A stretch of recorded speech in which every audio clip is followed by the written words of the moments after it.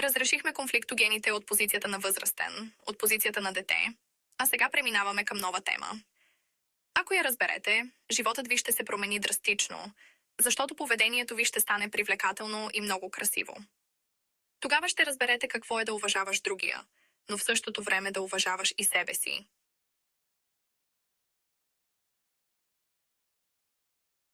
Какво са граници?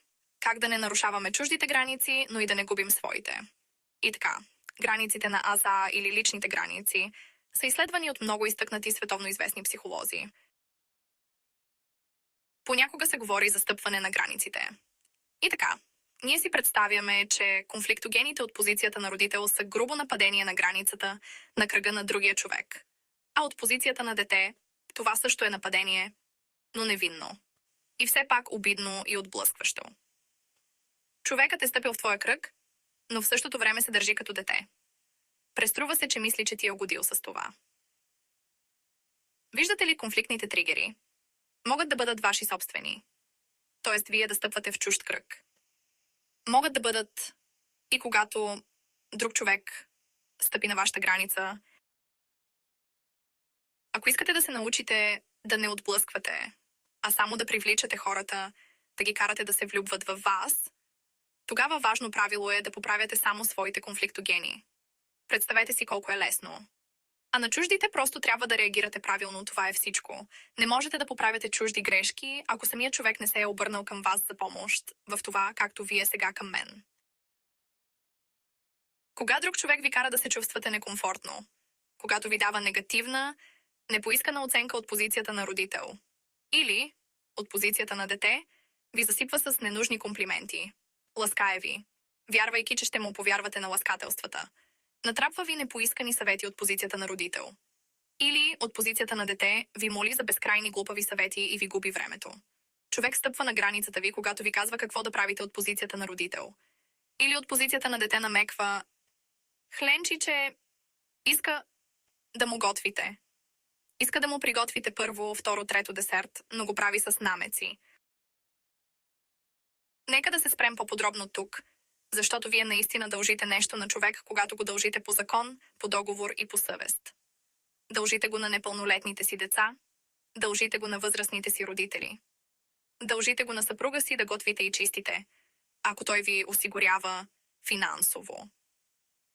По съвест трябва да върнете парите, ако сте ги взели, назаем. Трябва да помогнете на този, който ви е помогнал.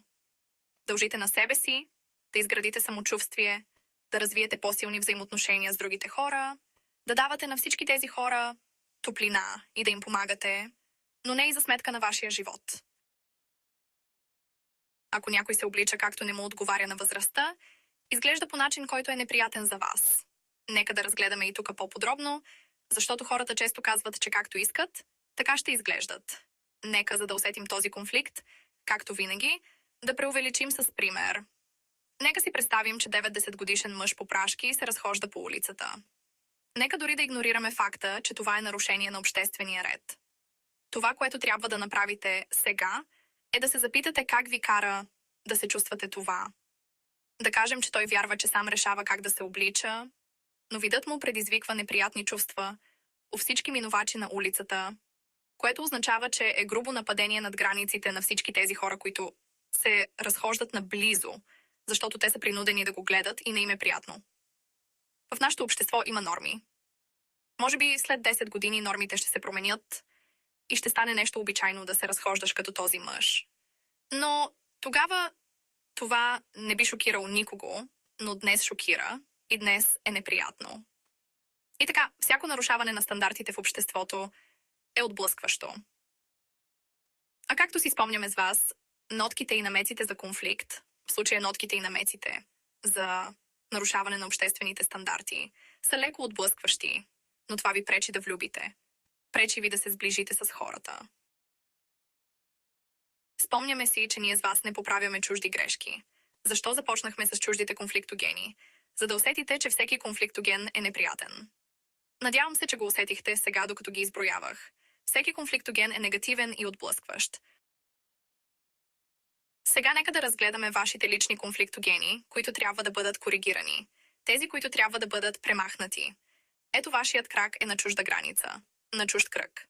Това е вашата негативна оценка за друг човек, осъждане или даване на ненужни комплименти на човек, излишък от позитивни комплименти, вашето натрапване на непоискани съвети или молби за съвет, вашият натиск, инструкции, тиранията на дълга, хленчене, намеци, че човек ви дължи нещо, вашето планиране на живота му вместо него, вашето навлизане в личното му пространство, в личния му живот или обратното.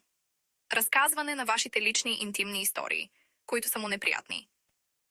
По-нататък, вашите искания за оправдания или обратното, вашите собствени оправдания, с които му губите времето, вашата безотговорност, вашето самоунижение, усмиване на другите и усмиване на себе си, несъответствие с възрастта, нормите на обществото, всичко това са конфликтогени. Ако не можете да изградите връзка или сте в неприятна връзка, тогава най-вероятно сега открихте, че общувате само или с някой от тези конфликтогени. Знам, че често когато хората научат за всички тези конфликтогени, в умът им възниква въпроса с какво тогава да общуваме с човек. Дори сега не знам какво да кажа.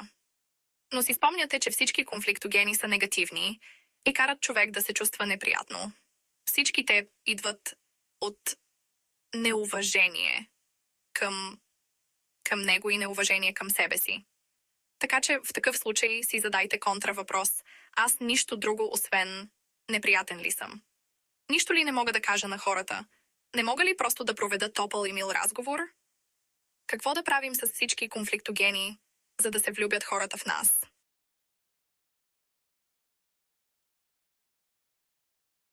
Заменете ги с топлина, давайте повече усмивки, повече блясък в очите, радост, добро настроение, топло, но не е прекалено, за кратко. Какво е топлина? Топлината е радост. Това е да се радваш на човека, сякаш е най-скъпият, най-близкият ти човек и си го чакал 10 години. И най-накрая си го видял. И така с всеки човек. Но не бъркайте топлината с унижение на себе си. Унижение е, когато жертвате своите дела. Приспособявате се. Това не е топлина. Това е поведение на неуважаващ себе си парцал. Не бъркайте топлина и натрапчивост. Моля. Не можете на сила да давате топлина. Не можете да вържете човек и да му давате топлина. За съжаление е така. Нито един мил човек не е бил блокиран. Натрапчивите се блокират постоянно, всеки ден.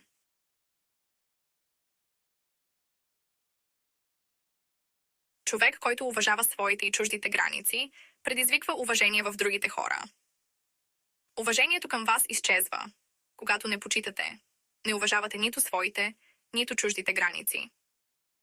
Уважението изчезва не защото другият е лош, държи се неправилно, а именно от вашите реакции, от вашите правилни реакции на неговото поведение.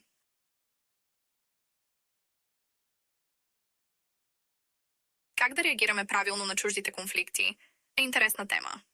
Ако човек стъпи на границите ви без лошо намерение, тогава дори не обръщайте внимание на това. Защо? Например, дава съвети, дава непоискана оценка, пита лични неща или планира нещо вместо вас. Човек може да не го прави от лошо, а с цел да ви помогне. Просто той, както и вие, може би не е осъзнавал преди, че това сега ще ви накара да се чувствате неприятно. Човек може също да се хвали и да се самокритикува, да се оправдава поради липса на разбиране, че това е неприятно за вас. Но обърнете внимание, обяснявайки ви какво трябва, че трябва да го обичате, да се грижите за него и така нататък, или да ви дава съвети, без да сте го питали. Това са по-брутални атаки на границата. И така, какво да правим? Как да се държим правилно, за да започнат хората да ни харесват? Не забелязвайте неволните леки конфликтни тригери, иначе ще ви смятат за куче, което лае. Не ги забелязвайте или ги приемайте на шега, сменете темата и общувайте по-нататък. Защото ако сега, след това, след новите ви знания, започнете да търсите идеални хора без грешки, изобщо не е нужно да живеете на този свят. Всички тук са обикновени, всеки може да сгреши, не богове живеят тук, хората грешат. Това е нормално. Така че най-правилното нещо е да не реагирате на конфликтоген, да не го забелязвате. Уважаващите себе си хора не джавкат на всеки ъгъл, не доказват, не превъзпитават никого. Кой го прави тогава? Бабите на пейката, тези, които нямат какво да правят, тези, които не уважават нито себе си, нито позицията на другия човек. Но ако конфликтогенът носи обидно послание, прекратете общуването. Ако някой твърде грубо е сложил обувката си, мръсната си обувка на вашата граниза, на вашия кръг, дал ви е обидна оценка, меси се в личното ви, опитва се да ви управлява и ръководи, пошегувал се е обидно с вас, тогава нямате какво повече да си говорите с този човек. Ако отговорите на чужд конфликтоген, със собствен конфликтоген, агресия, тогава се получава скандал, война. Често ме питат, не мога ли спокойно да обясня на човека, че греши? Не можете. Това е конфликт, защото къде ви моли той да му обяснявате? Къде ви казва, моля, обяснете ми? Дали той ви смята за авторитет в случая? Нека си спомним, че конфликтоген означава, че аз вярвам, че съм по-умен от теб. Конфликт от позицията на дете означава ще се преструвам на глупав, сякаш ти си по-умен от мен. Защо тогава казват, че трябва да говорите с човека и да му обяснявате всичко? Питат ме. Да. Казват, че си трябва шай габвай.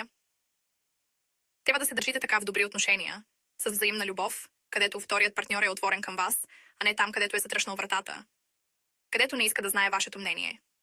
Представете си ситуация.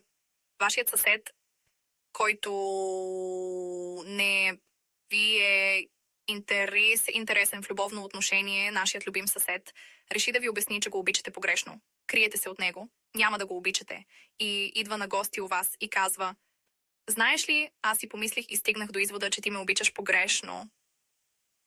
И така, какво ще се случи с вашите чувства? Все пак ние трябва да влюбваме. А вашите чувства от неговия конфликтоген ще се засилят. Или шансовете му ще станат още по-малки. Разбира се, че по-малки. Можете да обяснявате само в рамките на отворени граници. И тогава това няма да ви отблъсне, ако вашите граници са отворени за него. Какво означава да имаш отворени граници? Това означава, че той самият ви моли да обясните. Той самият ви моли да дадете оценка. Той самият ви моли да критикувате. Моли ви да му помогнете да планира почивния си ден. Моли ви да дадете съвет. И така нататък. Тоест, в случая с вашия съсед, вие самият го молите да ви каже, да ви обясни как да го обичате правилно, а не той да тича след вас и насила да ви внушава това. Силните и мъдри хора не превъзпитават другите, защото всеки има право да живее така, както иска. И ако изведнъж, подобно на вашия съсед, си помислите, че знаете по-добре, тогава възникващият конфликт е, че никога няма да се научите да бъдете приятни, привлекателни или да карате хората да се влюбват във вас с такова отношение.